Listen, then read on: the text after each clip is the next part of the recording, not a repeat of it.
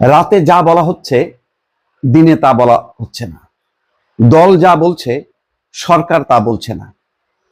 কালকে রাতে বিএনপি বলেছে যে শিগগিরই তারেক রহমান দেশে ফিরবে, কালকে রাতে।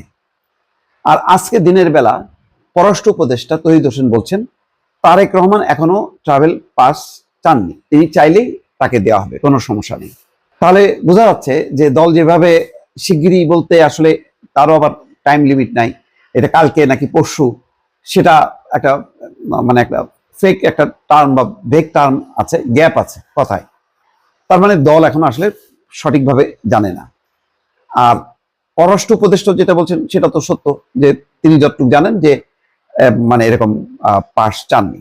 আবার এমনও হইতে পারে যে তারেক রহমানের দেশে ফেরার বিষয়টি একটু চাপানো আছে, যাতে তিনি মানে নির্বিঘ্নে ফিরতে পারেন, কারণ এখন হইচই করে ফেরার মতন অবস্থা নেই যে তিনি আসবেন এয়ারপোর্টে হাজার হাজার লক্ষ লক্ষ জনতা যাবে, সেটা এই পরিস্থিতি না। যেহেতু তারেক রহমানের মা বিএনপির চেয়ারপারসন বেগম খালেদা জিয়ার জীবন সংকটের মধ্যে আছে, সুতরাং তিনি অনেক নিরাপত্তা বলয়ের মধ্য দিয়ে সবাইকে একটু আড়ালে রেখেই নিরাপত্তার স্বার্থে, খালেদা জিয়ার স্বার্থে এবং তারেক রহমানের নিজের স্বার্থে তিনি হয়তো অ্যাভয়েড করে আসতে পারেন, হঠাৎ করে হয়তো দেশে তিনি চলে আসতে পারেন। আপনাদেরকে একটা বিষয় বলি, সেটা ধরেন তারেক রহমান যদি নাই আসে, তার মায়ের এরকম পরিস্থিতির মধ্যে যদি নাই আসে, তাহলে বোঝা যাচ্ছে যে তফসিল ঘোষণার পর বা নির্বাচনের সময় হয়তো তিনি আসতে পারবেন না। আমি যেটা আপনাদের কাছে জানতে চাই যে তারেক রহমান ছাড়া বেগম খালেদা জিয়ারকে তো আর আশাই করা যায় না। তিনি যদি ফিরেও আসেন তাহলে তার শারীরিক অবস্থা এমন হবে না যে তিনি মুভ করতে পারবেন, তিনি কথা বলতে পারবেন, অর্থাৎ নির্বাচনী কাজ করতে পারবেন। তাহলে বেগম খালেদা জিয়াকে মাইনাস করে চিন্তা করেন, মাইনাস করলে কে থাকে? তারেক রহমান। কিন্তু তারেক রহমান সশরীরে আসতে পারলেন না। তিনি আগের মতন ওই যে জুমে সবার সাথে কানেক্ট করলেন, জেলায় জেলায়, জনসভায় জনসভায়। এতে কি মানে যেই অভাবটা, তারেক রহমানের অভাবটা সবাই ফিল করছে, সেটা কি মিটবে? বা এভাবে কি প্রচার প্রচারণা করে বিএনপি ভালো করতে পারবে?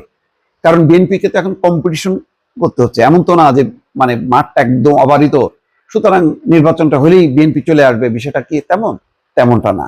কারণ জামাত অনেক কৌশলে খেলছে, এমনও হবে জামাত তো নিজের দলকে জেতানোর চেষ্টাও করবে। জামাত এমনও চেষ্টা করতে পারে যে বিএনপি সমর্থিত যে প্রার্থী তাকে হয়তো সমর্থন দিয়ে দিতে পারে, যদি দেখে যে না, এখানে তার দল জেতার সম্ভাবনা নাই। মোট কথা, যত বেশি বিএনপির আসন কমবে জামাতের তত বেশি জামাত লাভবান হবে। মানে কৌশলটা খুব পরিষ্কার। ফলে জামাত অনেককেই বলবে যে তোমরা দাঁড়াও, আমরা সাপোর্ট দেব, এবং বিএনপির যারা এখন মনোনয়ন প্রত্যাশী তারা যদি ফাইনালি মনোনয়ন না পায়, তারা স্বতন্ত্রভাবে দাঁড়িয়ে যাবে। এখন তারেক রহমান যদি দেশে চলে আসে, তাহলে অনেক বিদ্রোহী প্রার্থী বা স্বতন্ত্র প্রার্থী তারা বলবে যে না, আমরা দলের প্রতি আস্থাশীল, তারেক রহমানের কাছে কথা দিয়েছি, আমরা নির্বাচন করব না। কিন্তু দূরে থাকলে কতটা নিয়ন্ত্রণ করা সম্ভব হবে, এটা নিয়ে কিন্তু একটা সংশয় আছে। তো এখন যেটা বিষয়, তার বেগম খালেদা জিয়া নেই, তারেক রহমানও নেই, এই অবস্থায় বিএনপি কতটা ভালো করতে পারবে? বিএনপি কি বিপর্যয়ের মধ্যে পড়বে? বিএনপি কি নানাভাবে মানে নানা গ্রুপে গ্রুপে বিভক্ত হয়ে যাবে? দল কি মানে তারেক রহমান ছাড়া দল কি ঐক্যবদ্ধ থাকতে পারবে? গত 15টা বছর কিন্তু আন্দোলনে সংগ্রামে ছিল দল, যেভাবেই হোক না কেন। সেটা নিয়ে হয়তো সমালোচনা করা যেতে পারে যে দলের পারফরমেন্স যদি আরো ভালো হইতো তাহলে এই গণঅভ্যুত্থানটা বিএনপির নেতৃত্বে হইতে পারতো, সেটা নিয়ে বিতর্ক করা যেতে পারে। কিন্তু আন্দোলনের একটা পর্যায়ে আর নির্বাচন আর একটা পর্যায়ে। নির্বাচনটা হলো একদম নির্বাচন করে ক্ষমতায় যাওয়ার বিষয়, এটার কম্পিটিশনটা মানে আরো বেশি। আন্দোলন এটা মানে শেখ হাসিনার যে শাসনামল, তাতে কেউ মনে করেনি কখনো যে বিএনপি একাই আন্দোলন করে গদি উল্টায় দিতে পারবে। কারণ বিএনপি, জামাত সহ সারা দেশের মানুষ আন্দোলন করেও কিন্তু হয়নি।